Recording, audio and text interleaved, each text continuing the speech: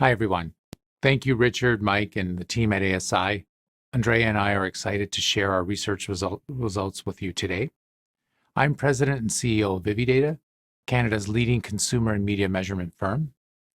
Vividata is perhaps most well known for providing the Survey of the Canadian Consumer, or the SCC, our media and consumer study that surveys over 35,000 Canadians 12 months of the year against some 60,000 variables, including extensive demographics, full cross-media metrics, over 150 psychographic statements, retail, life events, leisure activities, and thousands of products and brands.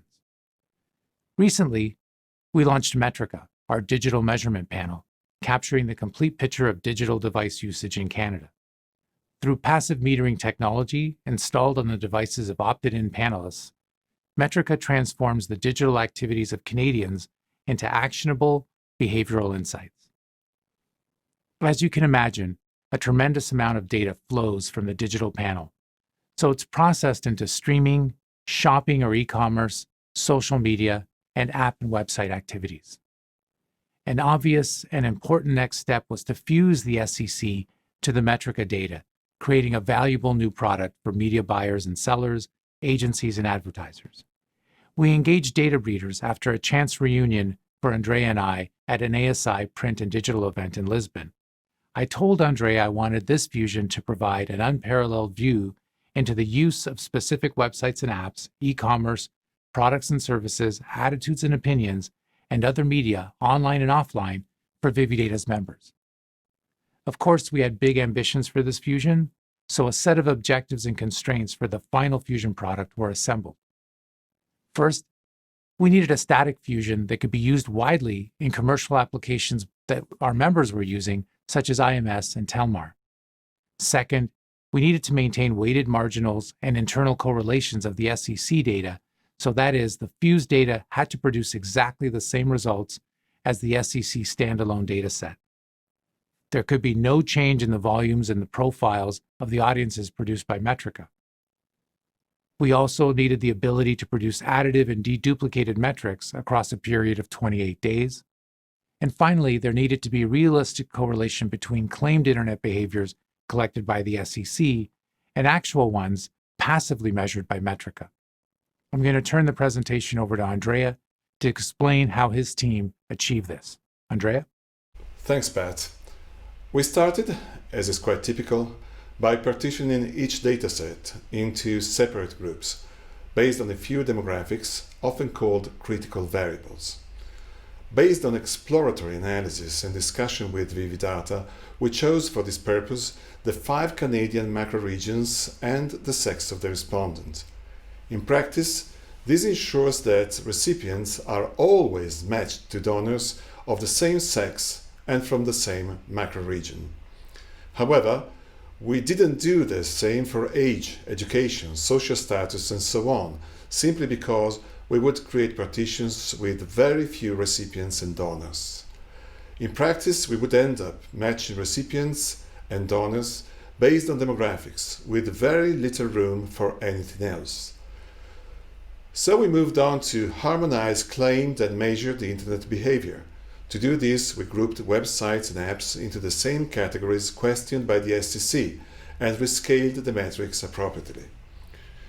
Now, could we simply apply a nearest neighbor technique, finding a donor whose behavior is the most similar to that of each recipient?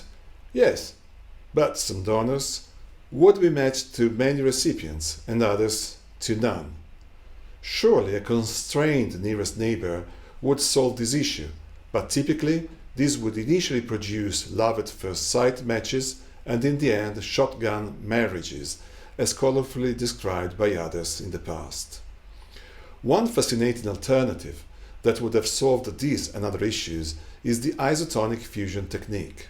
However, this technique is typically restrained to one matching dimension, and in no way we could compress the complexity of the internet behavior into a single dimension.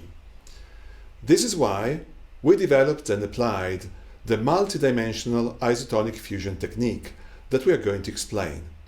We first create an appropriate number of matching dimensions, extracting the principal components with identical structure of the matching variables of the two datasets. Then we align recipients across the first matching dimension as segments whose length represents the proportional weight of each recipient within their respective partition. We then split each partition into an appropriate number of subpartitions on both the recipient and the donor side. Whenever a segment lays across two or more subpartitions, an individual is split into two or more versions of them, whose new weights will sum up exactly to their original weight. Then we do the same for donors.